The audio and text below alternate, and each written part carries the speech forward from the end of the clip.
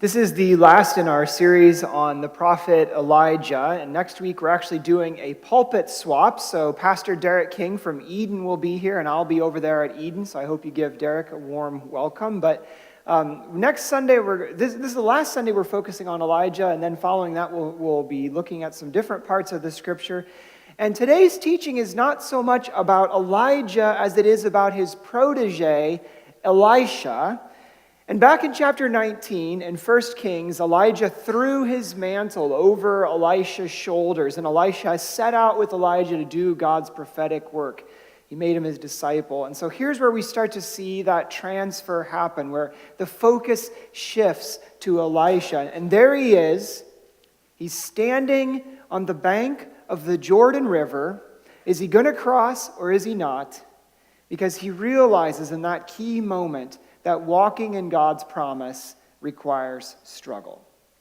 Okay, we're going to just dig right into this. It's 2 Kings chapter 2. Now, verse 1, this really sets the scene of chapter 2 here. When the Lord was about to take Elijah up to heaven in a whirlwind, Elijah and Elisha were on their way from Gilgal.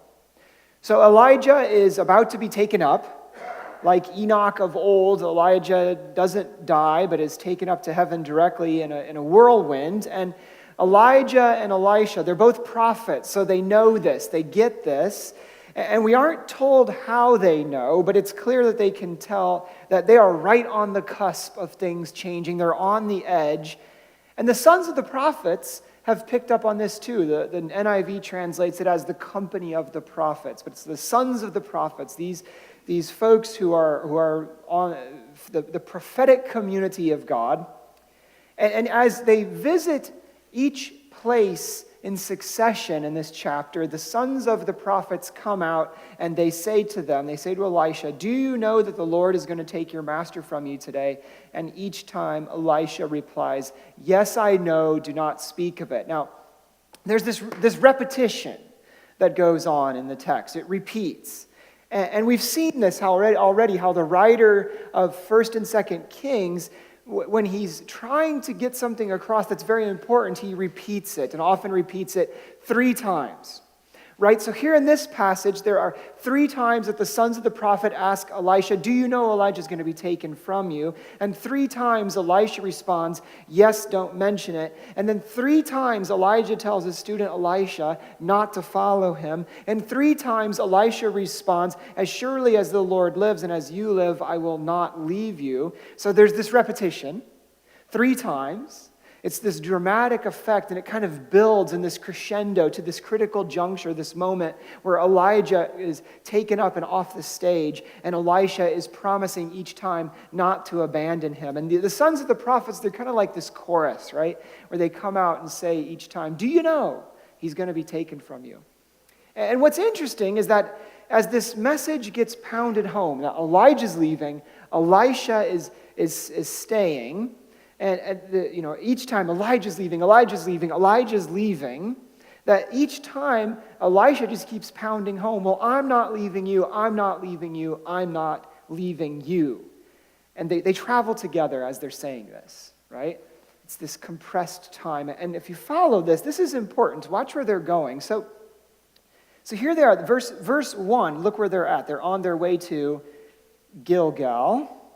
And then verse 2, they keep on moving. They go down to Bethel. And then verse 4, look there, he says, "The Lord has sent me to Jericho." And then verse 6, they get to the Jordan. And that's where they then cross over. So it's Gilgal, Bethel, Jericho, Jordan. What's up with that itinerary?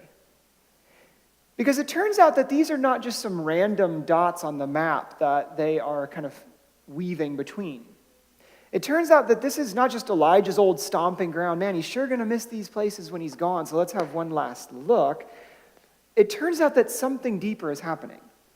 And we have to know what these places are. And so what I want to do is just go right through this passage and look at each of these places and talk about what they are, because there is an order to the text that really matters here. And the first one is Gilgal.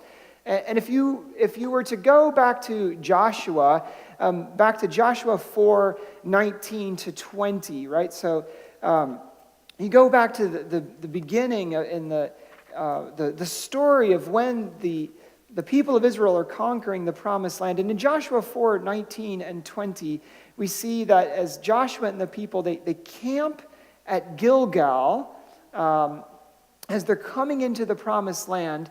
And Joshua sets up, verse 20, Joshua set up at Gilgal the 12 stones that he had taken out of the Jordan. So the Jordan, do you remember this story? When Joshua and the people of Israel come to the Jordan, it splits open and the Ark of the Covenant goes through and the people of Israel go through. And then they go and get some river stones right out of the river and they build this little altar in Gilgal. So it's kind of like ground zero for the conquest of the promised land. And they're going to always be able to point to that and say, this is where God was faithful to us. This marks how God was going to give us the promised land. That's Gilgal. Then they travel to Bethel. And what's up with Bethel? 1 Kings chapter 12, verse 29, if you look at that one. In 1 Kings 12:29, we see something else. It's another very important place in the history of Israel. And after Israel and Judah split in two, northern kingdom, southern kingdom, Rehoboam, the king, realizes it's going to be kind of a trek down to Jerusalem. So he sets up this shrine in Bethel, and he puts a golden calf in Bethel. And so in verse 29, it says that he set one golden calf up in Bethel and another one up in Dan. So it's kind of this center of idolatry under King Jeroboam. Then they travel on to Jericho, and I think you probably all remember the original story of Jericho, how it was the place that where Joshua and the people of Israel marched around blowing their trumpets, and then the walls fall down and they come in and take it over. And in 1 Kings 16:34, we read that Jericho was rebuilt under King Ahab. And we've been looking at King Ahab almost every week. He was the foe of Elijah, kind of this king who was establishing idolatry in the nation of Israel. And in his time, Heel of Bethel rebuilt Jericho. So it's this rebuilt center of idolatry, and he either sacrificed his firstborn son and his other son, or they somehow died in the building. And then the Jordan River, back to Joshua again. This is where they end up. Joshua 1:2. The Jordan is the entrance into the promised land. So Moses dies, and God says, now then you and all these people get ready to cross the Jordan River into the land I'm about to give you. So the Jordan marks that boundary into the promised land. So here we have Elijah visiting these very important places, these places that were part of the conquest of the promised land, these places where idolatry still reigns, these places where God has been, his faithful people hidden away in there, the sons of the prophets, just as God had promised back to Elijah on Mount Horeb, where he said there's going to be 7,000 who will not bend the knee or kiss the idol Baal. And it's Elijah's last walk through the promised land to these places where God is drawing his faithful people to himself. It's Elijah almost kind of walking out of the promised land, kind of shedding his ministry little by little, his mission little by little. And then he gets to the Jordan and he walks over and crosses into eternity. But then in verse 7, the 50 men, the company of the prophets, they come and they stand at a distance and they're following Elijah and Elisha. So imagine these 50 sons of the prophets. They're kind of anxious. They're seeing these two stand there and they're like, something's going on. What's going to happen? I mean, I think you can really pick up on their anxiety in this passage, because they've got to be wondering, is this like the rollback of the conquest? I mean, maybe God's giving up on Israel, because there went Elijah. He just is like taking it step by step, getting away from the promised land, step by step going by all these places that are so pivotal in the history of Israel. And now he's at the Jordan on his way out. So what's God up to? But God is calling his prophets out of the nation. He's taken them across the Jordan. And they might have wondered, is this like the unconquest, right? That God's like, whatever, we're done. And when Elijah parts the water with his mantle, it's like the opposite of what the Joshua and the people did when they came in. And on the other side, Elijah talks to Elisha. Verse 9. Elijah said to Elisha, "Tell me, what can I do for you before I'm taken up?" It's kind of like what a father says to a son, right? Like blessing the son. Think about how Jacob, Israel, blesses his sons around his bedside as he is about to die. It's kind of like that. What can I do for you? And Elisha says, "Let me inherit a double portion of the Spirit," which is the portion of the firstborn, right? I want to continue your ministry. I want to walk in your mission. I want to have what you have, but even more so, double portion of your Spirit. It's literally here in Hebrew, a double mouthful of the Spirit. So everything that Elijah has proclaimed, everything that Elijah has done by the power of God's word, Elisha wants to have double that. And then as they walk along, a flaming chariot of the Lord separates the two of them, and Elijah goes up into heaven. And if you're following this, look at it. Verse 11, the chariot, look what happens with the chariot of fire and the horses. It appears, and what's it do? It separated the two of them. And Elijah went up to heaven. What does he go up to heaven in? It's the whirlwind. Now, like in this picture, and always in the children's Bibles and in my mind, he's always riding in the chariot, which kind of makes sense. Chariots are for riding. He goes up into heaven in this chariot. But I wonder if something else is actually happening here. It says that the chariot of fire is what separates him and Elisha, and that it's the whirlwind that actually carries Elijah up. I wonder if what's happening is that the chariot is being transferred from Elijah to Elisha. And let me explain what I'm getting at. Because look what Elisha says when Elijah has gone up into heaven. Verse 12, he sees this and he cries out, my father, the chariots and the horsemen of Israel." If you look at 2 Kings 13:14, flip over to that, and you read what it says there in 2 Kings 13:14. As Elisha lies dying, the king Joash comes to visit him. And when he sees that Elisha is dying, look what he says to him. my father, the chariots and horsemen of Israel."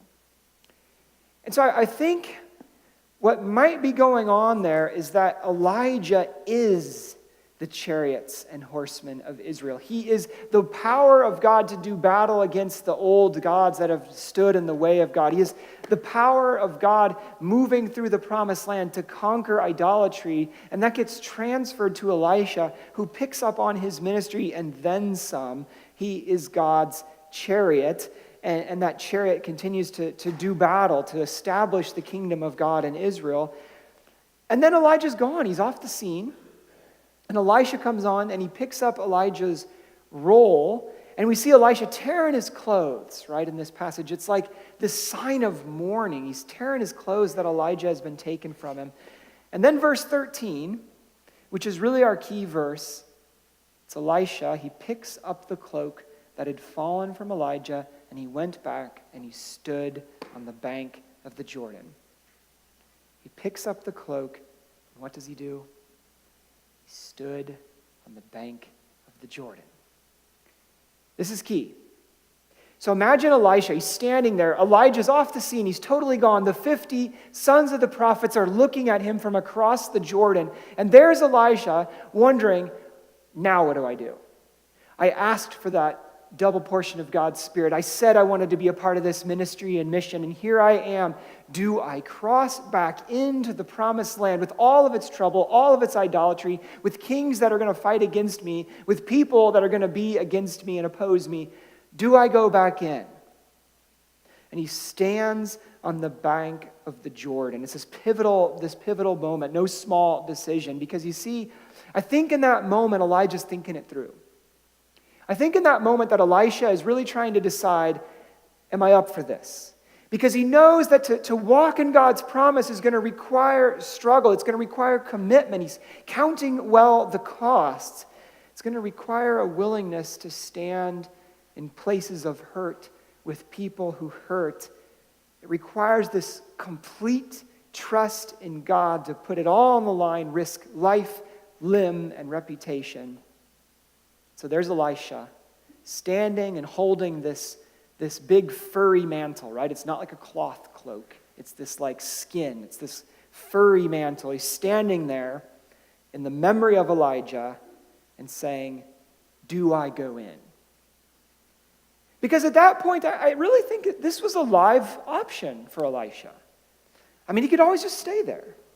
He could always just choose another path. He could always just take that mantle and say, find somebody else and lay it down and turn around and start a new life. Does he go in or not? He's on the bank of the Jordan. It's this pivotal moment. Have you ever been on the bank of the Jordan? Have you ever stood in this place and looked into the promised land and seen the possibilities for the future and felt that God is calling you to something, but thought to yourself, do I take this step?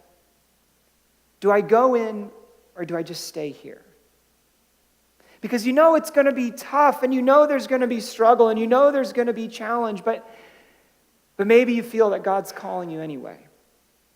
And it's this moment where you stand on the bank of the Jordan and you kind of wonder what's next. I mean, have you ever been there with Elisha? Because I've been there too many times to count, standing on that bank. And you know, it could be a change in your work. It could be moving to a new place. It could be connecting with someone who's a little bit outside of your comfort zone. It's that moment when you're saying to yourself, do I say something about what's going on? Do I not? Do I stand up for what's right, or do I just kind of hold my peace? It's that moment where you stand on the banks of the Jordan and you have to decide what you're going to do. You sense that God's promise lies that away. You sense that God's calling you something, and you get it, and you want it, but you know you got to cross the Jordan, and it's going to be a tough row to hoe. You know there's going to be struggle. So what do? Do you cross, or do you stay in that comfortable place?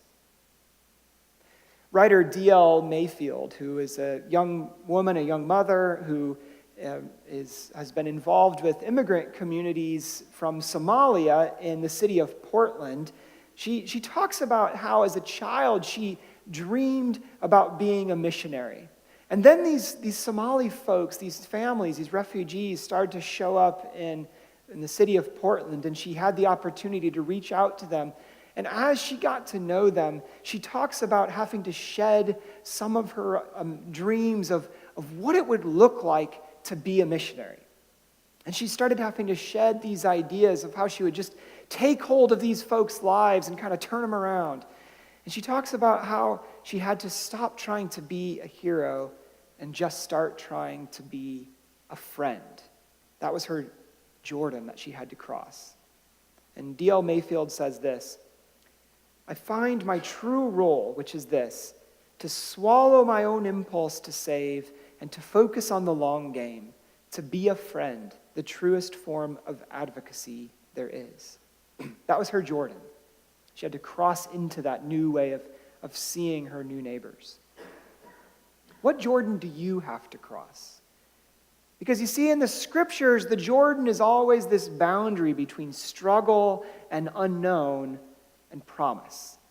It's when Joshua leads the people across the Jordan that the conquest of the promised land begins. And Moses is dead, and there's these giants on the other side, and the people of Israel are kind of huddled over there. They've got bad reports. Do you go in or not? Do you cross or not? And the Jordan is where John the Baptist staged his renewal movement. It's where lives are changed in the catalytic waters of baptism. Do you go into that water or not? And the Jordan is where Jesus himself comes down and meets John in his own baptism. It's where he has claimed his mission and is launched out into the desert to struggle with the devil and to struggle with God's will and mission. Do you go into that water or not? And here's Elisha, standing on that border, on that bank with the Jordan. Elijah, his teacher, is gone. The future is totally wavering and uncertain. The sons of the prophets are watching with anxiety from the other side. Does he cross that Jordan or not? And you know, part of the problem is that the promised land doesn't look so promising after you've been through it a couple of times. It's not so promising anymore. Elisha has seen it up close and personal, just like the scouts had back in Joshua. They know there's giants. Elisha knows there's idolatry right in the heart of God's people. The promised land isn't some idyllic place where everything's fine and dandy. It's a place of struggle. Crossing the Jordan is this moment when you realize that things are harder and more complicated than you had ever imagined, but you cross anyway. And you feel like you're going to get totally burned out, totally disillusioned, but you go back in. That's what Elisha is wrestling with. Because you see, anytime you're going to be walking in God's will, you're going to find yourself standing on the bank of the Jordan at some point. You're going to find yourself at this place of decision where you're going to have to decide if you go forward or not. And going into the promised land, it costs you. It means struggle. Listen to this, there is nothing meaningful in life that won't require some struggle. And this isn't because we're going to get in people's faces and we're going to be insulting. It's because we're going to be doing something that matters. And whenever you do something that matters, it inevitably changes things. It upsets the status quo.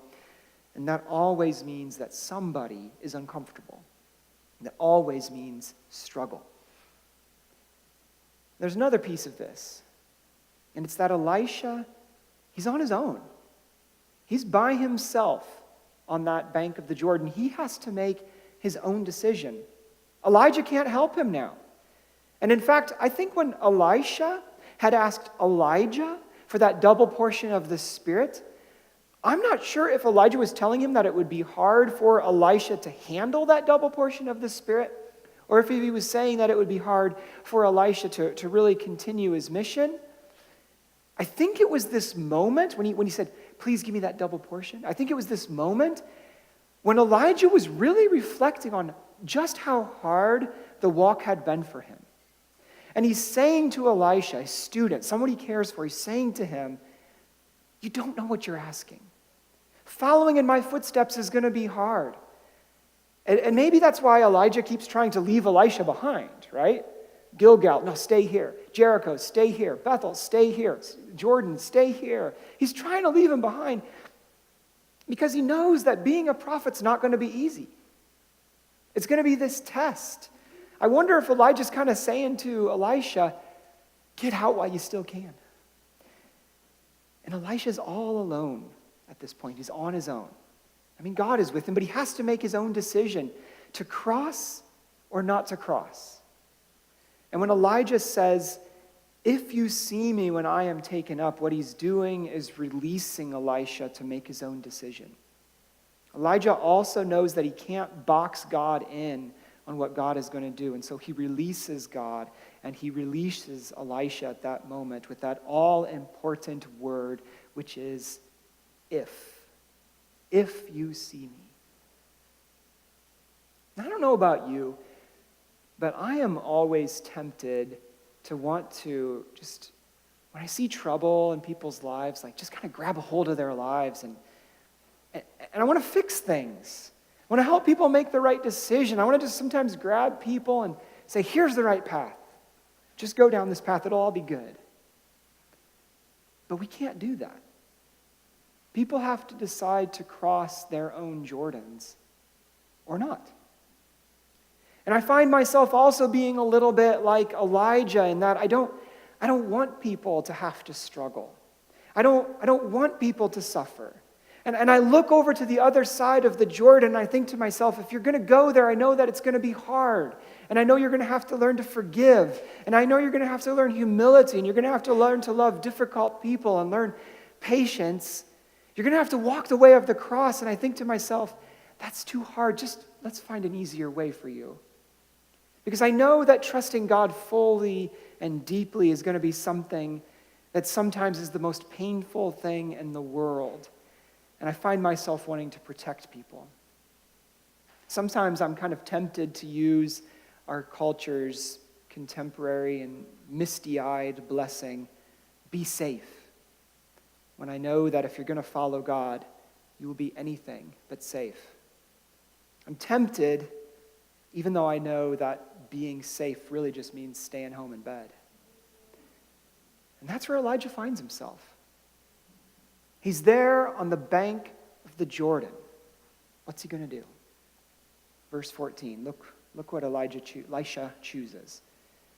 Then he took the cloak, the mantle that had fallen from Elijah, and he struck the water with it. Where now is the Lord, the God of Elijah? He asked. When he struck the water, it was divided to the right and to the left, and he crossed over. I think his question is a literal one. Where is the Lord, the God of Elijah? Is God with me or not? Is God continuing God's mission through me or not? Where is God? And then that water folds open and Elisha crosses the Jordan back into the promised land. We didn't read this part, but if you keep going down, look at verse 18 where he goes.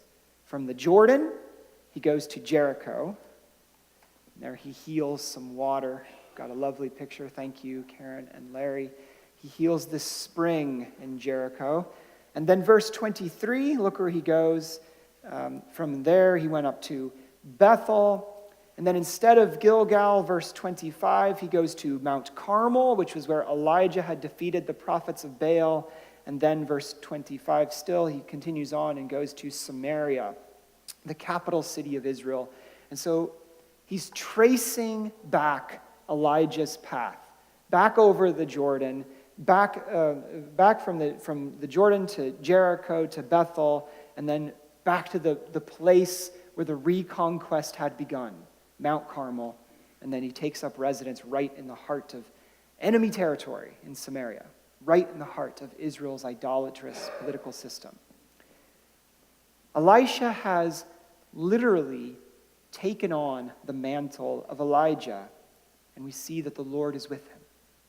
Elisha heals that water in Jericho. He heals the soup of some prophets. If you read farther ahead, he restores a boy to life. He feeds 100. He heals Naaman the Syrian. He helps out a guy who's borrowed an axe head and it falls in the water. He makes peace with the warring Arameans. He brings an end to the siege of Samaria. Elisha has this double mouthful of God's Spirit, and on some counts, he does double Elijah's miracles.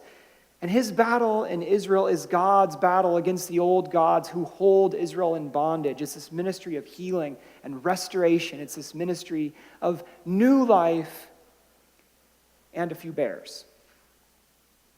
And I don't know if you've ever read the end of 2 Kings, chapter 2. It's one of those stories that we don't often preach from or look at. It kind of gets left out of the kids' Bibles.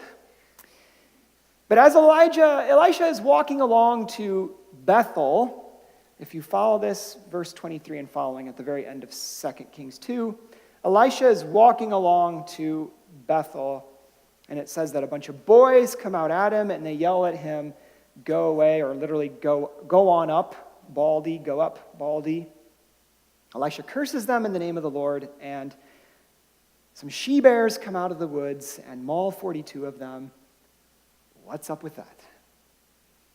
I mean, I always read this story, and I always kind of saw it as like the ultimate grumpy old man story, sort of like get off my lawn to the nth degree. Okay, so last week I gave you a little teaser, and I promised you that we're going to learn about why it matters that Elijah is hairy. So here we are.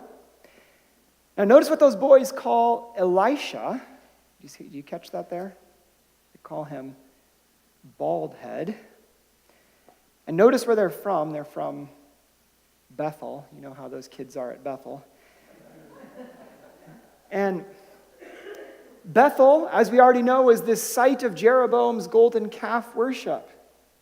And so when Elijah had gone there before with Elisha, they didn't give him any trouble. They knew Elijah's power. They had heard about the fire from heaven. They won't mess with Elijah. But here come these boys when Elisha comes back through, and the word for boy really means youth. So think of them as like strapping youths, more like 18 years old rather than 5-year-old kids. These boys come through, and maybe what's going on is that they're defending the golden calf against Elisha.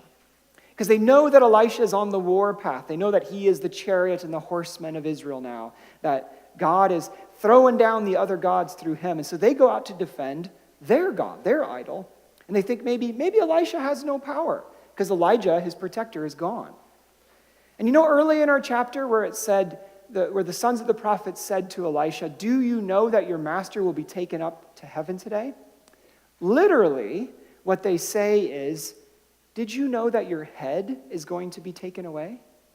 In other words, your ruler, your master, your teacher. Do you know that your head is going to be taken away? So Elijah was Elisha's head, figuratively. And what a hairy, hairy head he was. He was the Lord of hair, as we saw from chapter 1, and he wears a hairy mantle, and he's a hairy man. And so these strapping youth, they come out of Bethel, jeering at Elisha, assuming that the coast was clear because the prophet Elijah is off the scene, and they call him Bald Head. Where's that hairy guy that was with you before who defended you? And Elisha does not attack them. He doesn't draw a sword and try to cut them up. He prays. And God sends bears to defend God's prophet. I mean, there must have been this whole mob of young men who come out after Elisha because it says that 42 of them get mauled. So, I mean, if there are 42 mauled, what does that mean? I mean, were there 60? Were there 80? The she-bears, they kind of even out the odds a little bit. And I kind of like this story. Maybe I'm weird like that, but you know those signs that people make where like they paint them on some reclaimed lumber or something like that and put something very inspirational, I love these, right? Like, usually it's like Philippians 4:13, I can do all things through Christ who strengthens me. I think they're really cool. People paint these signs. Well, I think somebody needs to do something like that with this story about the bears. Maybe it could read, I have she-bears and I'm not afraid to use them. God? I don't know. I kind of like it. So that is why Elijah's hair matters. I told you I'd explain it. Back on the Jordan. Back to the promised land. Where are you at? Are you standing on the bank of your own Jordan? Are you wondering if God is with you? Are you wondering if you should cross? Are you wondering if it's worth the struggle to push on into the promised land that God is calling you to? Are you unsure if you should take that next step? Now, there's one more thing that we have to remember. When we step off the bank of the Jordan, we're not only stepping into what God has for us, we're stepping into a new identity.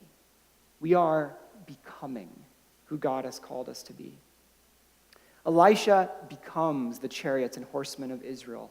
Elisha becomes the one on whom the Spirit of God rests. Or think of Jesus. It's when he goes down into the Jordan at his baptism that God speaks over him. You are my son, my beloved, in you I am well pleased. We will not fully become who God is calling us to until we take a step of courage, pick up that mantle, and cross the Jordan. Where is the Lord, the God of Elijah? He's here with his people. Are you ready to cross? Amen.